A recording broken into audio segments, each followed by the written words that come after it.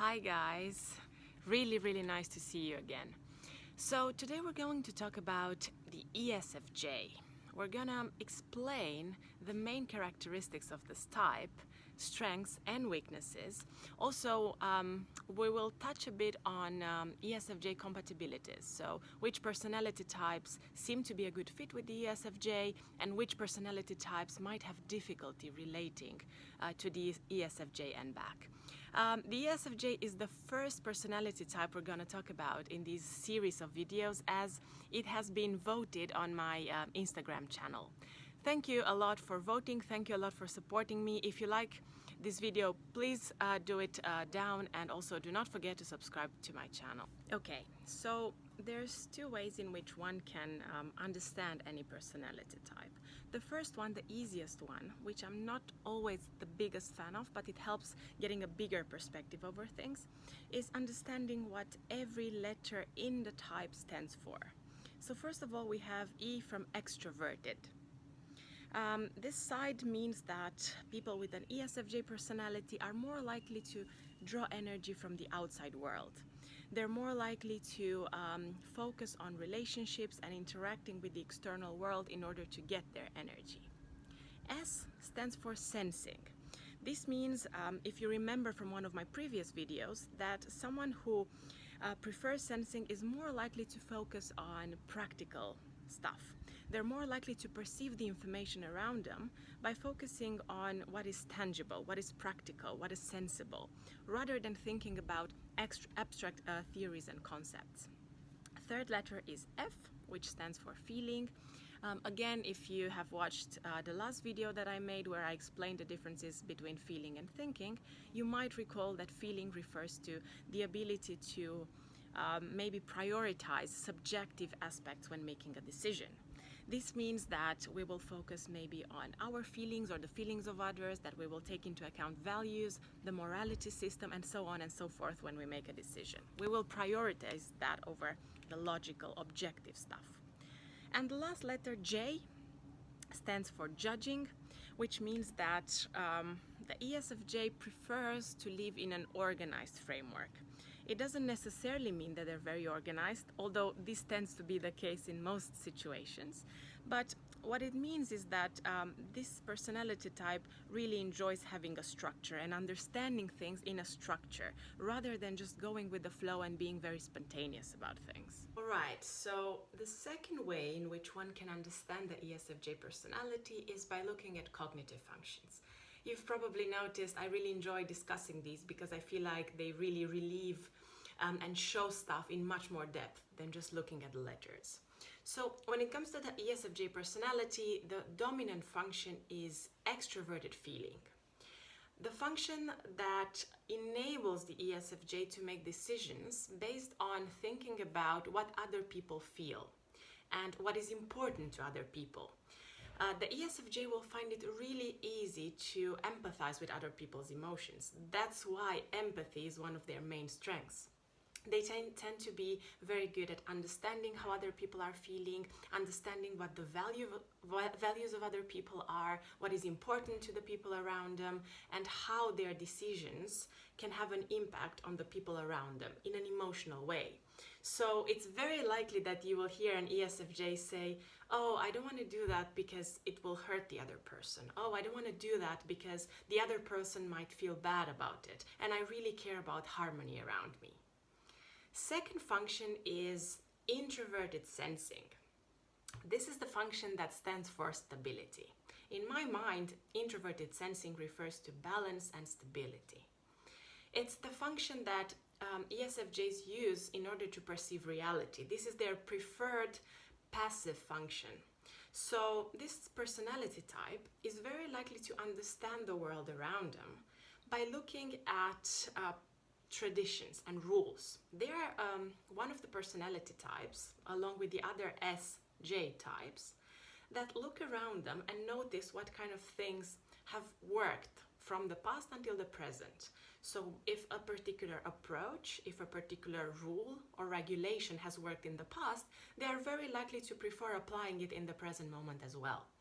And they tend to like getting in some sort of a routine, although it's not exaggerated in their personality type, because introverted sensing is not the dominant function. These are the two main strengths of ESFJ. Empathy, the ability to relate emotionally to other people and understand what is important to other people. And stability, the capacity to implement rules, regulations, and tradition in a systematic way in order to be organized and to organize the world around them. And this tends to give off this feeling of stability. On the other hand, the other two cognitive functions that we find in ESFJs are sometimes a little bit difficult for them to fully comprehend and make use of. The first one is extraverted intuition, which stands for flexibility and creativity. It's the cognitive function that ESFJs sometimes have difficulty using, but as they grow, as they mature, they will learn to appreciate.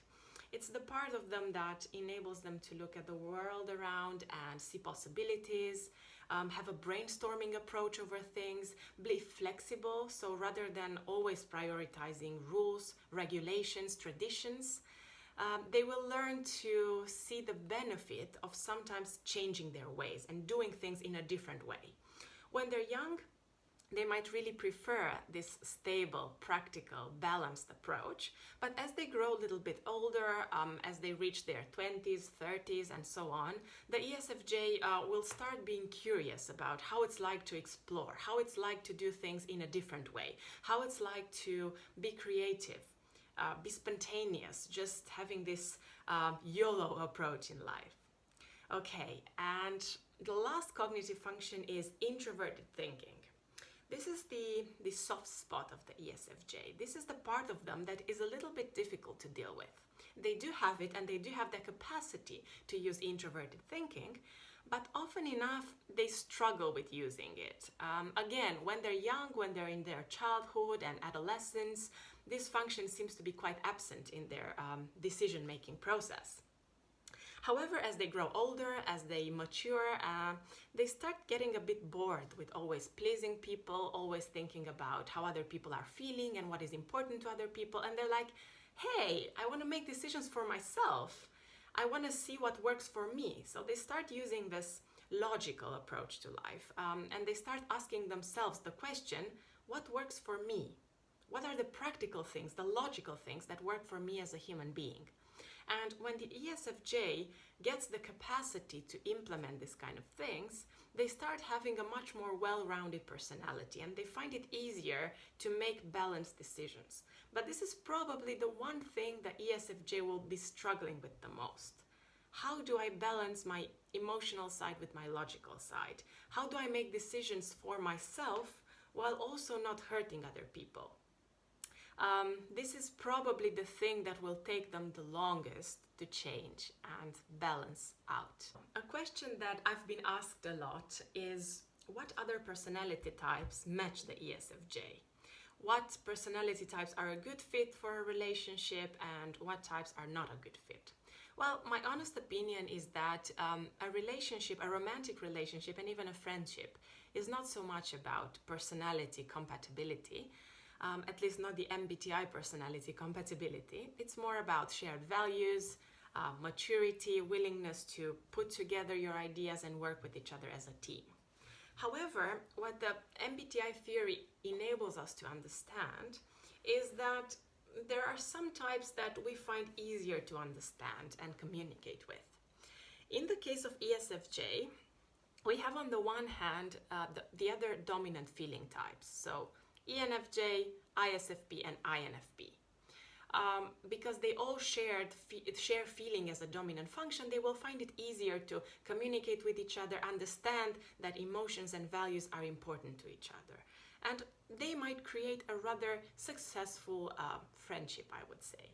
Because when it comes to romantic relationships, often enough, the ESFJ will be drawn to thinking types. Because they're so used to making decisions based on how they feel and how other people feel, they kind of get attracted to someone who is more rational and logical. In my opinion, due to the fact that they have a similar or a shared set of cognitive functions, the ESFJ will get along quite well with ENTP and INTP, and also with ISFJ. Because remember from my first video, they all use the same cognitive functions. So they might have a really successful relationship if they learn to appreciate their differences and also be happy about their similarities. The difficult part might come for ESFJs when they interact with INTJs and ENTJs. Why? Because their cognitive functions are complete polar opposites. Whereas the ESFJ prefers extroverted feeling and introverted thinking, these other two types prefer extraverted thinking and introverted feeling. Then again, the ESFJ prefers introverted sensing and extraverted intuition, whereas INTJs and ENTJs prefer introverted intuition and extraverted sensing. So the main idea is that they're really complete polar opposites.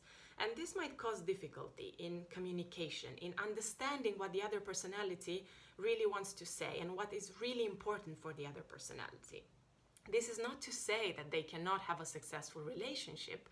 It will just make it harder for them to communicate and understand each other because of all of these differences. So, ESFJs out there, what do you think? What kind of relationships have you had so far? What other personality types do you think you're a good fit with? And what other personality types do you struggle interacting with? Leave your comments below, like and subscribe, and see you next week with a video about ENTP personality explained. Thank you a lot for watching, guys.